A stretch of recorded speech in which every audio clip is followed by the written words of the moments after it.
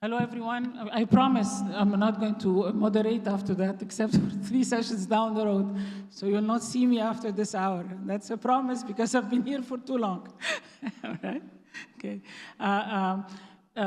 It's a pleasure to have all of my distinguished panelists.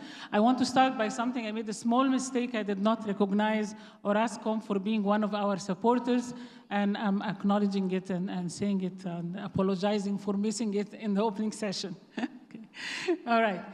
It's great to have the panelists. I don't know if you noticed or not, okay, but those panelists are coming from all over the world, and that's exactly the idea. We have everybody, okay? We have the West, we have Spain and Italy. We have the power of India, okay? We have China, the troublemaker of the whole world, and yet, in a way, the savior of the world, we'll see, okay? And we actually have Latin America with us as well. And we actually have, via Zoom, an Iranian, but I don't know if he will be able to enter. He was supposed to come. There were visa problems. Dr. Syed Kazim. Okay, all right.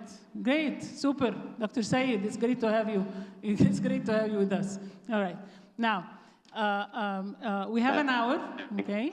And we really want to answer a lot of things, and it's great that we all heard Professor Sachs and His Excellency Lovin, because they laid the foundation for a lot of things.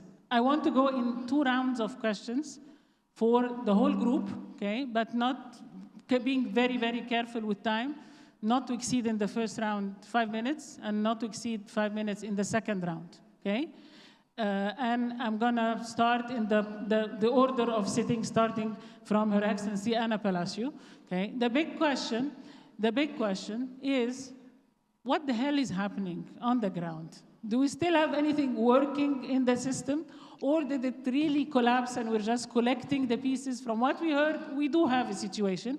And so from a Western perspective, what's happening in no more than 5 minutes, because I need to go to everyone and then go back. The second question is going to be, what do we have to do? And that's really the more important question. Not only describing what's happening, okay, but what we have to do. So we're describing it from the point of view of this part of the world for each of you, and then what you propose can happen. So please, please, Anna, I allow you to call me Anna without...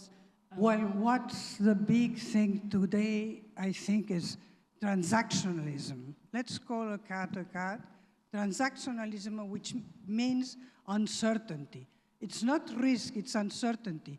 If you place an ad, suddenly you get 10% across all the imports of your country, which is, I mean, it's something that you cannot imagine. You can imagine frauds, you can imagine many things. You can even calculate, establish a model.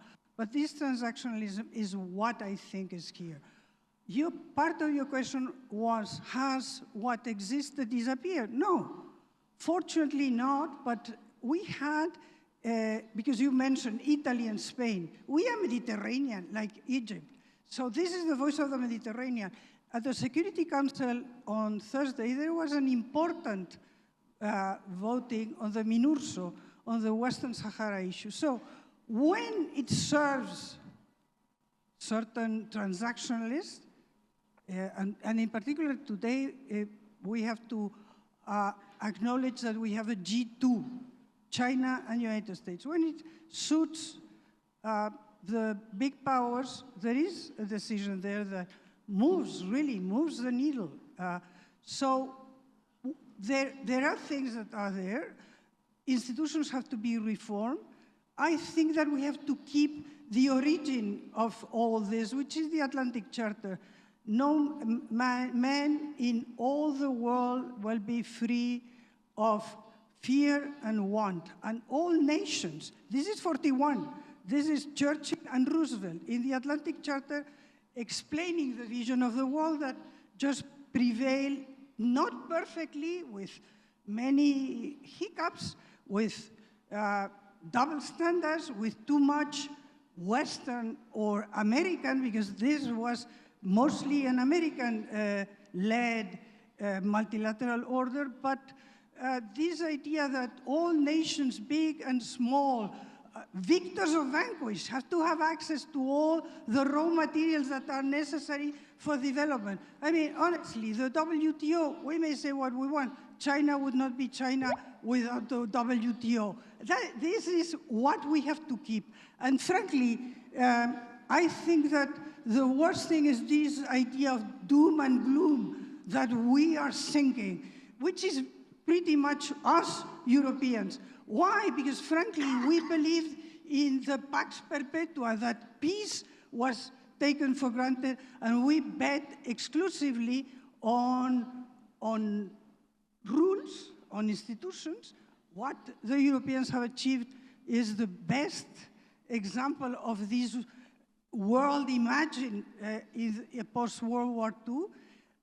But now we have to come to the reality that this is for us a world of unpeace, plus a world of uncertainty. And we have to get our act together. We have to spend in defense. We cannot count on the security of the United States. But this is it. I mean, it can be done.